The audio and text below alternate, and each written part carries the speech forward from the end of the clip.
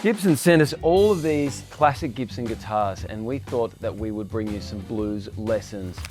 In my hands here is a beautiful Les Paul Standard, one of the most iconic guitars of all time. A beautiful, beautiful piece of wood. It's got a beautiful sunburst finish as well. It looks incredible. The first lesson that I'm going to talk about is actually inspired by a Les Paul player, Jimmy Page of Led Zeppelin. Now, if I think about the song Rock and Roll by Led Zeppelin,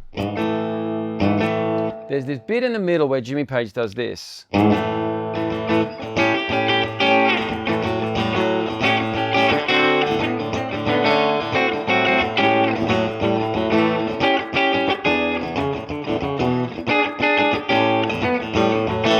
Now that little thing in the middle is the tritone.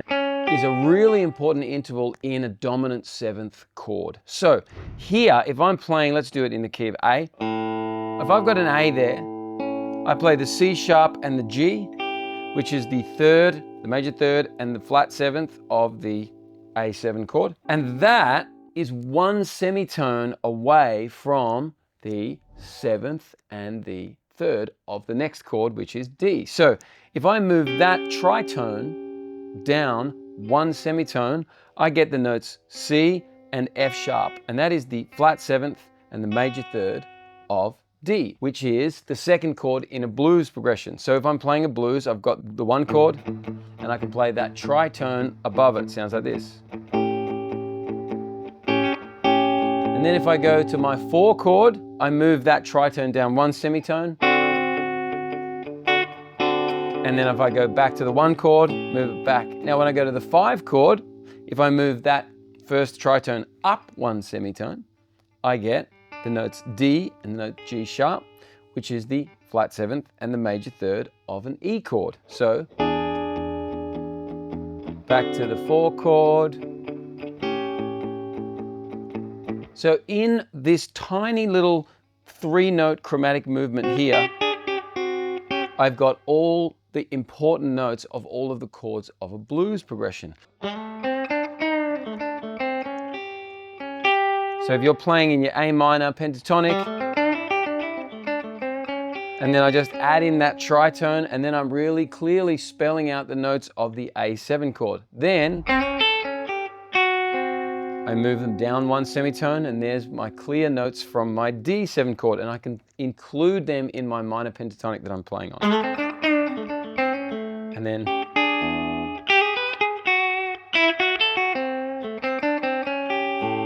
so these 3 tritones are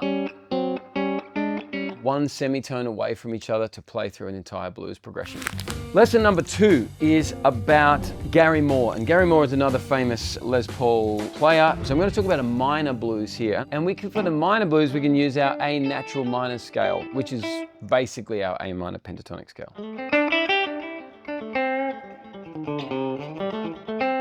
And then when we go to the 4 chord, this note here, this is from our natural minor, which is in the minor 4 chord, or the D minor.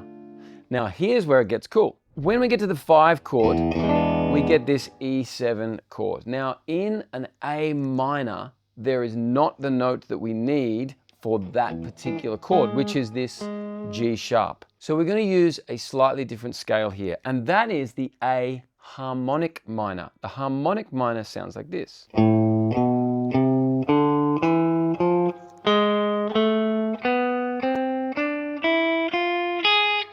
The harmonic minor is related to the harmony of a minor key, which is that 5 chord going to the 1 chord. So what you can do on the 5 chord is play a harmonic minor sort of line.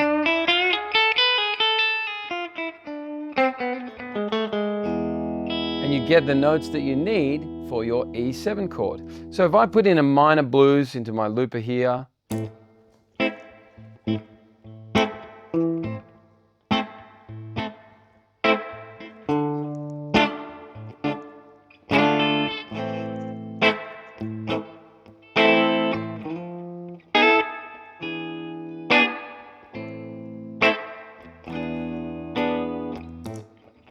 I've got my minor pentatonic, then I go to the 4 chord, I play my natural minor.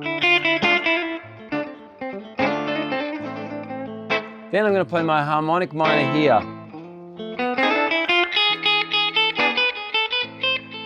Back to my natural minor.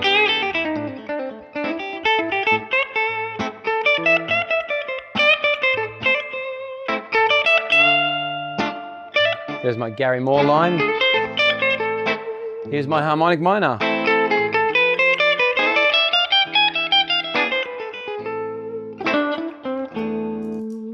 So a cool way to use the harmonic minor in a minor blues. My third lesson in the blues triad on this Les Paul is actually a little bit more of a let's call it mercy for the pentatonic scale. The pentatonic scale, if only used in one position, is relatively limited. However, the pentatonic scale is an extremely versatile scale. And what my tip or my lesson for you is to actually learn what the pentatonic scale can do when you move it elsewhere in the blues progression. Here I'm going to start with my major pentatonic. I'm going to do this in the key of G. So if I'm playing in G, I've got a major pentatonic here. So I'm going to get the 3rd of the chord, the 5th, the 6th, the root, and then the 2nd there. Now, that sounds really cool. Let's put in the looper here. I'm going to just put over a G here. Now, if I play that G major pentatonic,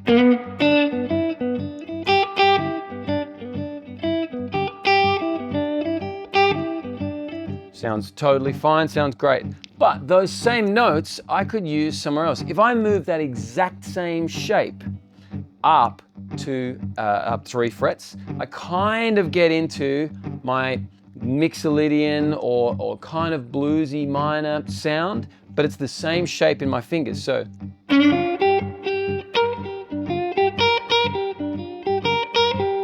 right, then here's the same shape.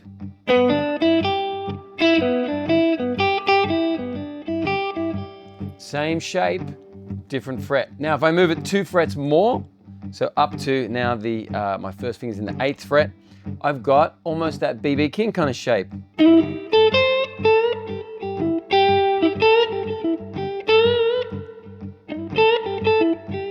So if I combine all of these 3 shapes, I've got the same thing under my fingers, but